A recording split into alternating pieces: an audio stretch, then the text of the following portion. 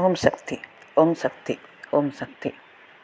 முத்துக்கண் மாரியம்மா துணை, பெரிய நாயி அம்மன் துணை. இது என்னோட அனுபவம். அன்று அந்த அம்மாவிற்கு யாரும் துணை இல்லை. அவர்களுக்கு ஒரு கண் மங்கலாக இருந்தது. அதனால் நான் கூட்டிக் கொண்டு ஹாஸ்பிட்டல் போவோம் என்று சொன்னேன். சரி, இந்த நாளில் போவோம் என்று சொன்னார்கள். அது ஒரு வியாழக்கிழமை. அன்று காலையில் ஒரு 9 மணிக்கு கிளம்பினோம். அந்த இடத்திற்கு போவதற்கு ஒரு டாக்ஸி எடுத்துக்கொண்டு சென்றோம். அங்கு போன பிறகு அவர்கள் ரெஜிஸ்டர் செய்ய வேண்டியதை சொல்லி அவர்கள் பெயர், முகவரி கேட்டு எழுதி கொண்டார்கள். அதன் பிறகு காசும் வாங்கி கொண்டார்கள். இதன் பிறகு கொஞ்சம் நேரம் காத்து கொண்டு இருக்க வேண்டி இருந்தது.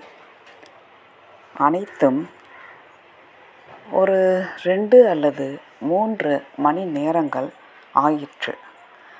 முதலில் பிளட் ப்ரெஷர் எடுத்தார்கள்.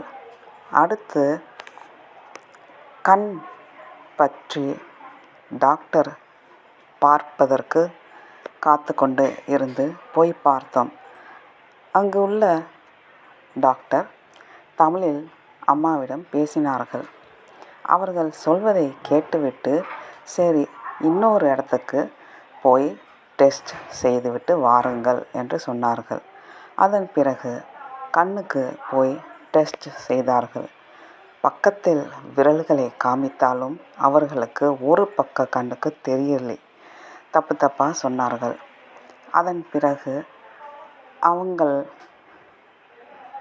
2 இது இருக்குது. ஒன்று பிளட் ப்ரெஷர், இன்னொன்று சுகர் பேஷண்ட், இன்னொன்று அவங்களுக்கு ஹார்ட் ப்ராப்ளமும் இருக்குது. அதுவும் அன்றைக்கு தான் எனக்கு தெரிய வந்தது. ஹார்ட் அட்டாக் ஸ்டென்ட் என்ற பொருளை வைக்க வேண்டும் என்று டாக்டர் சொல்லி, அவர்கள் வேண்டாம், என் மகன் எந்த காசும் செலவழிக்க மாட்டான் என்று சொல்லி, அதன் பிறகு அதுக்கு ஒரு மாத்திரை எடுத்துக்கொண்டு வருகிறார்கள். அந்த மாத்திரை அந்த இரத்தத்தை கொஞ்சம் லிக்விடாக வரவழைக்கும். அந்த மாத்திரையும் இப்போ தீர்ந்து போய்விட்டது. இனி திரும்பியும் அவர்கள் வாங்க வேண்டி உள்ளது. அதே மாதிரி இந்த இனிப்பு நீர், பிளட் ப்ரெஷர், அதற்கும் மாத்திரை வாங்கி போட்டுக்கொண்டு வருகிறார்கள். இது எல்லாம் போக அவர்கள் கேட்கிறார்கள், எங்கே காட்டுகிறீர்கள்? நான் பிரைவேட்டாக காட்டுகிறேன் என்று சொல்கிறார்கள். கண்ணை பார்த்துவிட்டு நீங்கள் பெரிய ஆஸ்பத்திரி செல்லுங்கள், அதற்கு அப்பாயின்மெண்ட் லெட்டர் கொடுக்கிறேன் என்று சொன்னார்கள். சரி என்று பெரிய ஆஸ்பத்திரி சென்றோம். அந்த கடிதத்தை வாங்கி கொண்டு அங்கேயும் 2 டெஸ்ட் செய்தார்கள். அதன் பிறகு ஒரு அப்பாயின்மெண்ட் டேட் கொடுத்து இருக்கிறார்கள். இந்த அனுபவம் என்னவென்றால், இத்தனை நாட்கள் அவர்களுடன் நான் தங்கியுள்ளேன். ஆனால் அவர்கள் ஹெல்த் ப்ராப்ளம் எதுவுமே தெரியாது.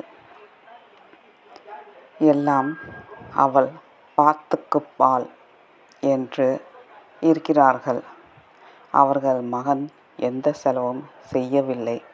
அதுதான் எனக்கு வருத்தத்தை கொடுக்கிறது. ஆனால் அவர்கள் நிறைய நன்கொடை கொடுத்திருக்கிறார்கள். நிறைய தெய்வங்களுக்கு செய்திருக்கிறார்கள். அந்த புண்ணியம் அவர்களுக்கு வழி காட்டுகிறது. இதைவிட இன்னும் நிறைய அவர்களிடம் இருந்து கேட்டு நான் பிரமித்து உள்ளேன். அதுவும் தொடர்ச்சியாக அடுத்த பகுதியில் சொல்கிறேன். நன்றி, வணக்கம்.